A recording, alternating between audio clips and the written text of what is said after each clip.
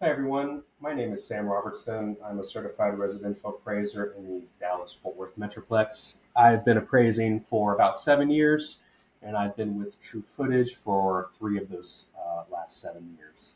I wanted to do a quick demo of our TrueTracks tool to show everyone a great example of a complex property in which the comp selection and locational factors of the comps were a big factor in the valuation. So a quick disclaimer before I record when I'm recording this video. This version of the tool is an older version.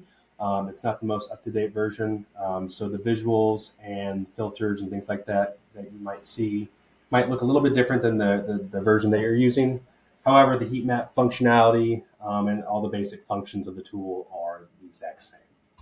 On to the demo. I'm going to go ahead and create a new session. I'm going to put in the subject address. So a quick description of the subject.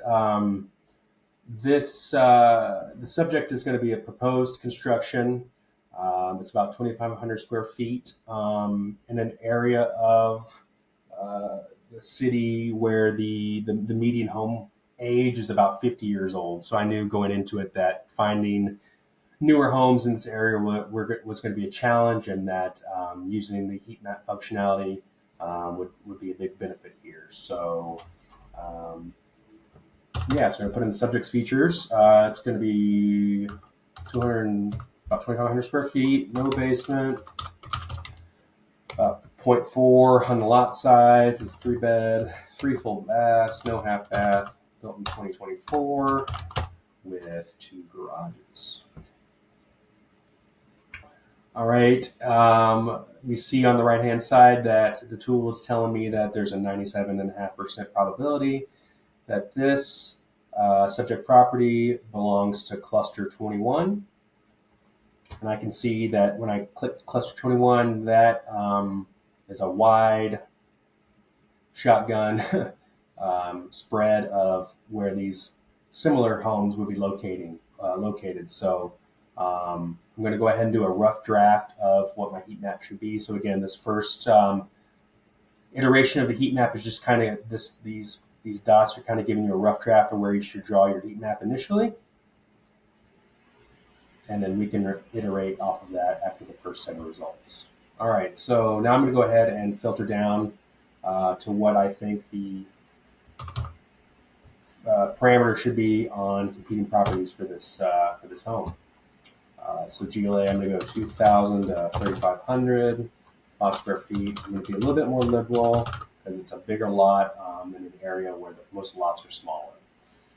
3 5-bedrooms, 2 to 4 baths, built after 2015, 2 plus garage spaces, and I'm going to keep the raw sales price under $1 million. So I'm at right at 100. So you can see out of the 1,800 total properties in this area that sold over the last 5 years, only 100 fit these parameters. I'm going to go ahead and create the cluster and see what the heat map does on the first iteration.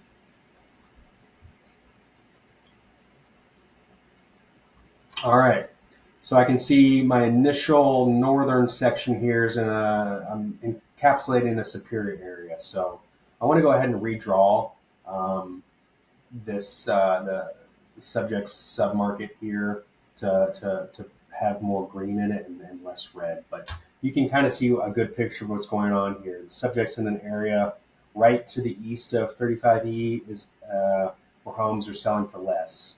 North of 67, homes are selling for much more.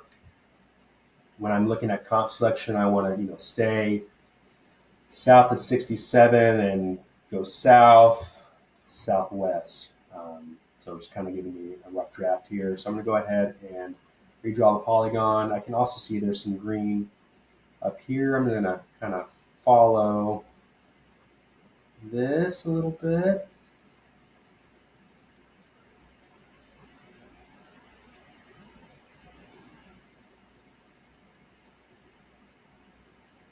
All right, let's see what this one's going to give me. Okay, so I went from 100 to 169, so I increased my sales for my data set. I think that's great. Let's see what the cluster's telling me here. All right, so now after reiterating the heat map, I have a little bit of some inferior area here. So I'm going to redraw this one more time. Let's reiterate this heat map one more time and try to get mostly just try to keep green in our heat map here. So we have competing locational comps. All right, one more time. I'm at 120. That's good. We want at least over 100 when we finalize the heat map. All right, so this is a pretty tough property, and I think this is probably the best I can get the heat map. But again, you can see the general locational factors here. We don't want to be don't be looking for comparables to the east because that's an inferior area. To the north is superior, so we want to stay northeast in this section here.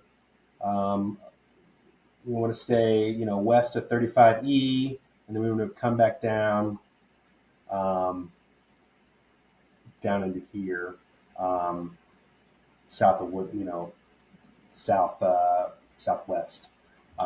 So this is a great example of how in a complex property the tool can let you hone in on where to look for these comps that would be hard to find. Without this tool, in the past, prior to this tool, an appraiser might go 1 mile at a time with concentric circles to see what they could find. And when they found it, they might or they might not do locational analysis. So they could find homes in this red, and if they didn't do location analysis, it would be superior and it would be kind of a flawed valuation. So a couple wrinkles to this story. This was proposed construction, and so when I was interviewing the borrower to get plans and specs and cost breakdown and all that good stuff, he told me, "Hey, I got an appraisal on this property 5 months ago. I'll send it over to you." I said, "Okay, great, thanks." I didn't ask for it. He just went ahead and sent it with all the other documents. And when I opened up that appraisal, I noticed I was going to have a problem because all of the comps that other appraiser used were all north in this area here. And that was a red flag to me, and I said, okay. And so when I got the cost breakdown and I started running the comps that were in similar locational areas, all said and done, I was going to come in about 20% lower than what that previous appraisal did because that prior appraiser used all comps from a superior area and didn't make any locational adjustments. The second wrinkle to this story is that this borrower does not look like me. We have all seen the bias complaints out in the news, and that's a big thing in the profession and the industry right now.